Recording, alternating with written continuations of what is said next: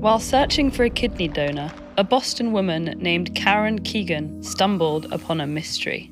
When her 3 adult sons underwent genetic testing to determine whether they were a match for kidney donation, the test showed that 2 of them weren't actually her sons.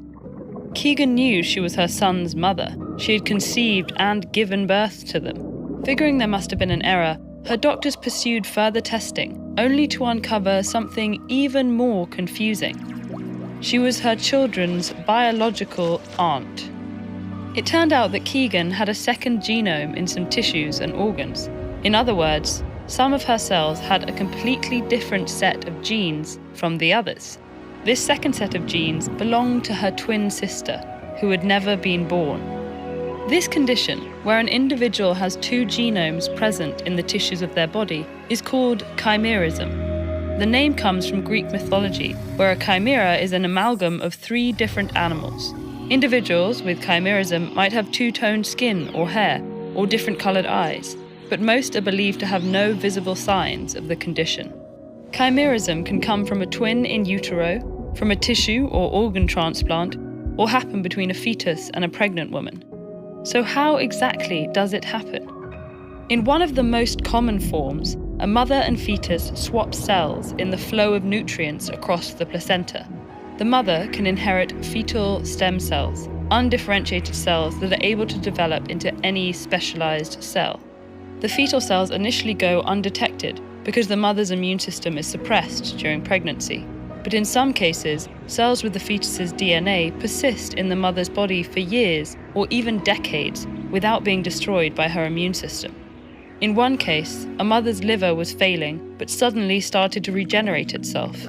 Her doctors biopsied her liver and found DNA in the regenerated tissue from a pregnancy almost 20 years earlier. The fetal stem cells had lodged in her liver and specialized as liver cells. Karen Keegan, meanwhile, acquired her second genome before she was born. Very early in her own mother's pregnancy with her, Keegan had a fraternal twin. Keegan's embryo absorbed some fetal stem cells from her twin's embryo, which did not develop to term. By the time Keegan's fetus developed an immune system, it had many cells with each genome, and the immune system recognized both genomes as her body's own, so it didn't attack or destroy the cells with the second genome. We don't know how much of her body was composed of cells with this second genome. That can vary from one organ to another, and even between tissues within an organ. Some might have no cells at all with the second genome, while others might have many.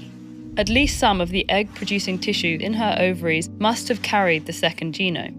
Each time she conceived, there would be no way to predict which genome would be involved, which is how 2 of her children ended up with the genes of a woman who had never been born. This can also happen to fathers. In 2014, when ancestry testing determined that a father was actually his baby's biological uncle, researchers discovered that 10% of the father's sperm carried a second genome from an embryonic twin. Cases like this challenge our perception of genetics. Though there are very few documented cases of chimerism from an embryonic twin, we are all amalgams to some extent, carrying around the different genetic codes of our gut bacteria and even our mitochondria. And given that 1 in 8 individual births started out as twin pregnancies, there could be many more people with 2 genomes, and many more lessons to learn about the genes that make us who we are. What happens when you deny your genes, your identity, your own twin? Britt Bennett's The Vanishing Half explores the story of identical twins living separate realities and grappling with how their pasts shape their identities. Download a free audiobook version of this acclaimed bestseller on audible.com/TED-Ed.